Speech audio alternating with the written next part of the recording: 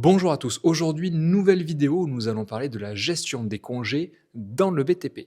Car nous l'avons déjà tous vécu, l'ouvrier qui est absent au dernier moment, le congé qui n'est pas noté, ce n'est pas tracé, les chantiers sont eux aussi en sous-effectif et résultat, la paie, eh bien, elle est fausse. Et ce scénario, des milliers d'entreprises du BTP y font face chaque année.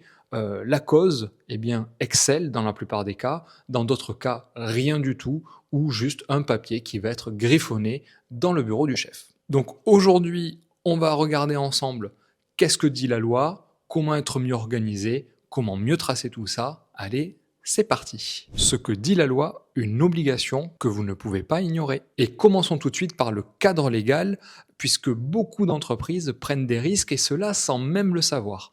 En tant qu'employeur du BTP, vous avez l'obligation de tenir un décompte de congés pour chacun de vos salariés. Ce suivi est encadré par la loi et sera transmis à la CIBTP, la caisse des congés payés du BTP, et également à l'inspection du travail. Et d'ailleurs, on pourrait penser qu'un fichier Excel, ça suffit, mais pas du tout, ça ne garantit ni l'intégrité, ni la fiabilité des données. Et en cas de contrôle ou litige, eh bien, vous serez tenu comme responsable.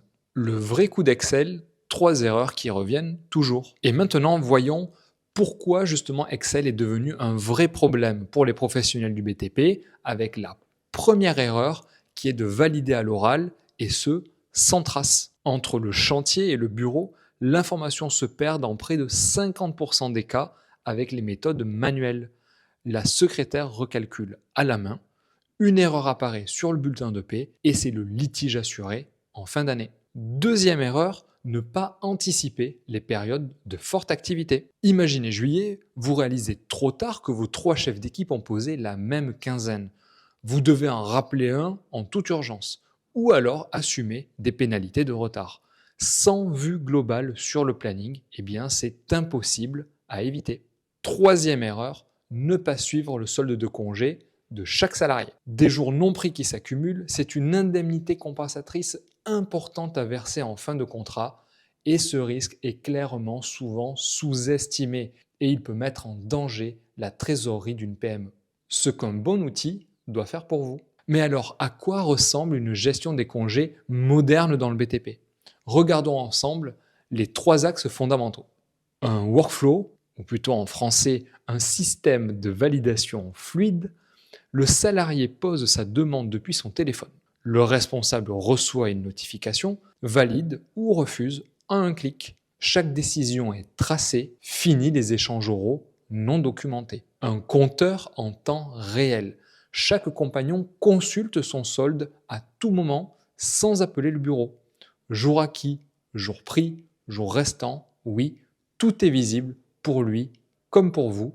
Et en cas de désaccord, l'historique reste inaltérable. Une synchronisation directe avec le planning de chantier. C'est la fonctionnalité qui change vraiment tout, car dès qu'une absence sera validée, le salarié devient automatiquement indisponible dans l'outil de planification. Pas besoin de double saisie, aucune erreur d'affectation possible. Comment Allobiz règle le problème? Clairement, avec Allobiz, tout ça fonctionne dans un seul et même outil. Le circuit, il est très simple. On part de l'ouvrier, il va prendre son téléphone, il va faire sa demande de congé qui va passer dans ce workflow, donc dans cette séquence de validation. Le conducteur, l'administrateur, peu importe, au final, va pouvoir valider, modifier ou infirmer cette demande. Une fois que ça sera fait, eh bien, et c'est là la valeur ajoutée, c'est que le planning va être directement mis à jour dans la plateforme pour affecter les bonnes ressources au bon chantier et surtout juger de la disponibilité de chacun.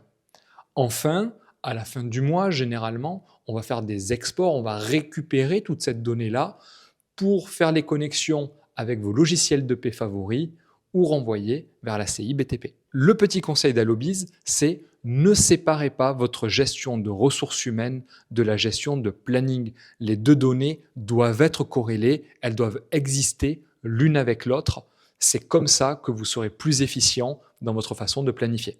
En résumé, avoir une gestion des congés encore sur Excel en 2026, c'est prendre des risques légaux et c'est aussi prendre des risques vis-à-vis de tous les points qu'on a vus avant et notamment de la planification des différents collaborateurs. Donc suivez vos obligations légales, faites votre planning, tracez tout et prenez un outil qui est fait pour le BTP. Et d'ailleurs, si le sujet vous intéresse et que vous souhaitez pousser ça encore plus loin, n'hésitez pas à aller voir nos dernières vidéos qui concernent les indemnités de déplacement ou encore les paniers ou tout ce qui va être relatif à l'AP. On a l'habitude de traiter ce genre de sujet sur la chaîne. N'hésitez pas également à aller voir nos articles de blog. Les liens sont bien évidemment dans la description. Et puis moi, je vous retrouve dans une prochaine vidéo pour vous donner encore plus de valeur sur le secteur du BTP. C'était Stéphane de Chez Allobiz. Ciao.